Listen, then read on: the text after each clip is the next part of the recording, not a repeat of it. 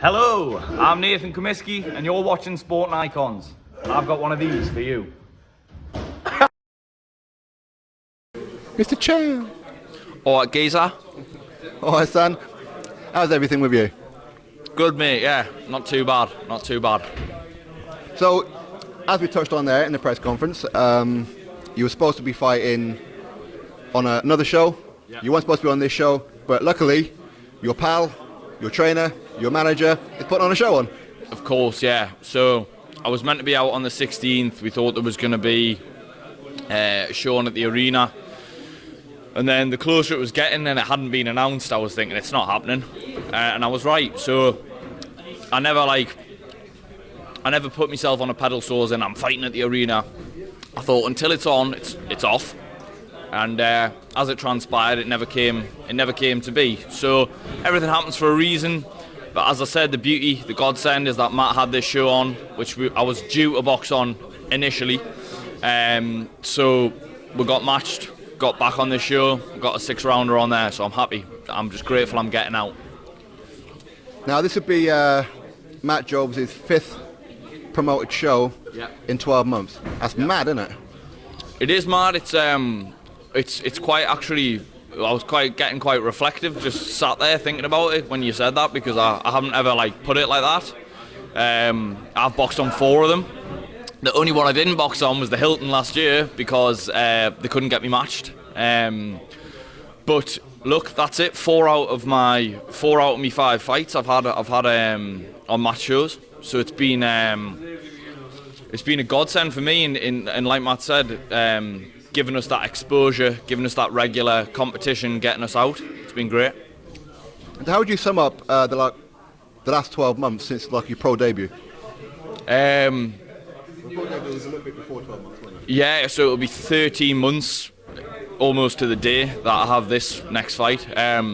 So it's been ups and downs, Martin, such as life, but I'd say obviously more ups than downs. 5 fights, 4 wins, 1 lesson. You know what I mean? A loss on points where we know, my team and everyone around me knows what happened. The 24 hours leading up to that fight, and I was a shell of myself in the ring. But that's, like I said, something was accountable for, something I was fully responsible for, and I've made the changes since then, and I'll never make those same mistakes again. But I can't be too hard on myself and not touch on my 4 wins that I've had. 2 good knockouts in the first round.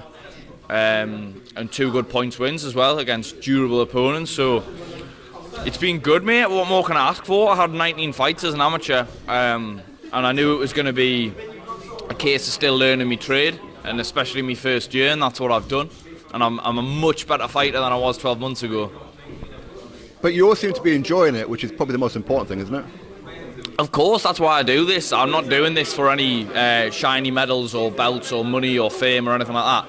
I chose boxing as a career because of the experience I get from it, the experience of being in training camp, the camaraderie I get from my teammates, the bond I've built with Matty, you know what I mean? And it's a very honest sport.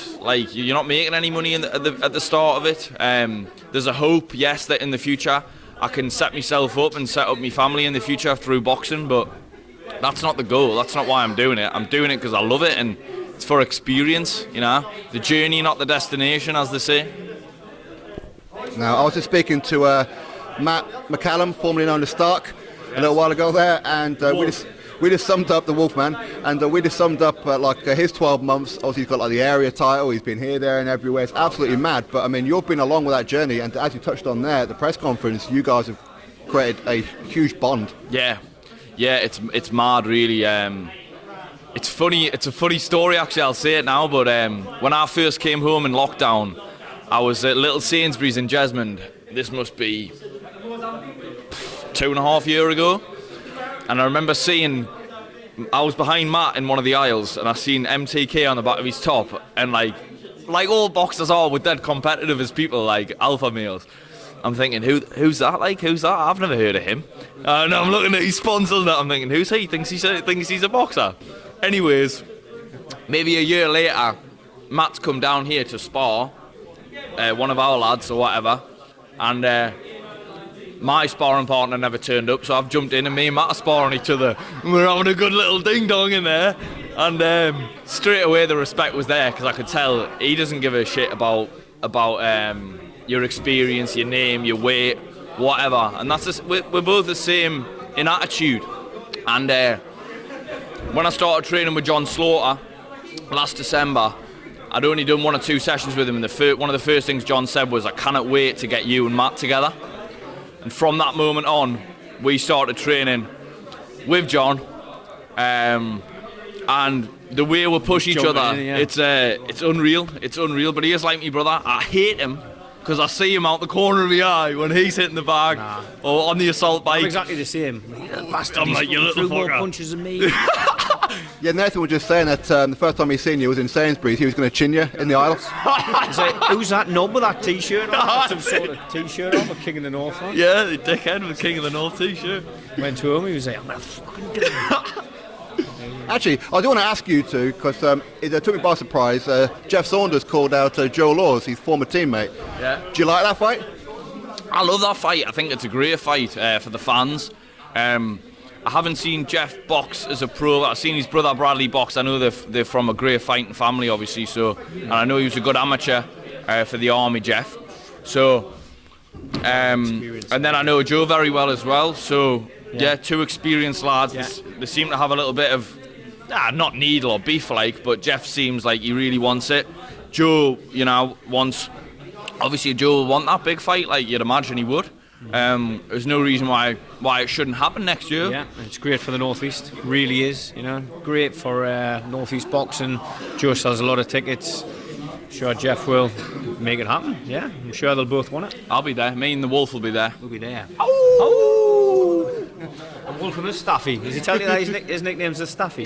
He's changed it now. I don't know. I think it might change to the Staffy eye. The Staffy. If I was an animal, I'd be a Staffy like. And he has a Staffy dog as well. I do have a blue Staffy. You do, another one. No, I've only got one. I only got the one. It's staying that way. That's important though, isn't it? Because I had this conversation with Phil Jeffries, maybe 4 years ago. At that time, people weren't fighting each other in the North East, and rightfully so. Everybody knows each other, everybody likes each other, everybody respects each other. But at the same time, to grow the sport, especially in the North East, you do have to fight each other once in a while. Well, exactly, Martin. I mean, look at last night. There's no respect lost for either of those 2 fighters. Josh Kelly and Troy. Look at that. Look what that did. For the North East last night. And that's like you said there. Two fighters from the North East boxing each other. The best should fight the best, and as we can see, there's more talent coming through in the North East. And next year, obviously, like I said, I'm not looking past this fight, but next year I want a Northern Area title. I know the £140 belt is vacant. I don't care if it stays vacant or someone occupies it. I want it next year. I want to follow in Matt's footsteps. I'm not going to rush it. It'll be up to Matt Jobs. It might be towards the end of next year. But that's ultimately what I want, and I want a good domestic Northeast scrap. I want my fans and whoever else's fans there. I want to be part of them big nights, and I think fighters in the Northeast should be boxing each other. Mm-hmm. And what's great about it as well, and it's to you, it's to everybody, is that a lot of you will have me along for the ride and everything like that, which is great because I get to watch you guys do something that I wish that I could have done, but I couldn't have done. So for you lot have made me or my return to the North East fantastic. Oh well, thank you, Martin. That's great, and I want to thank you because you have been. You're a true man and you're an honest guy, and you have good integrity in the sense that from when I first met you, you're exactly the same as how you are now, and you had no reason to believe that I was going to go on to do anything. Still, maybe not a great deal of reason to believe that I'll go on and do anything now, but you've always treated me with respect, and you always give us the time of day. You give me the exposure, these interviews. And people go to me, I watch your interview on Sporting Icons with Martin. And I just think it's mad. I think it's great, you know what I mean? But you're giving me that platform, and I really appreciate it from the bottom of my heart, Martin, because there's not really anyone else who is, Not now anyway, but there'll all be They'll all be trying to push out the way, but I'll be saying, no, just use weight. Let Martin come first, me golden boy. Yeah. Exactly. Move aside, ESPN. All right, Nathan. So next weekend, December 11th, Hilton Hotel. If you can grab tickets, contact all you lot on the card. Yep. If not, hopefully Wi-Fi going well, I can live stream it here on the channel. And see you next week. I'll see you next week, but I want to do a couple of shout outs for my sponsors. You can't see them behind here, but the LGA Foundation.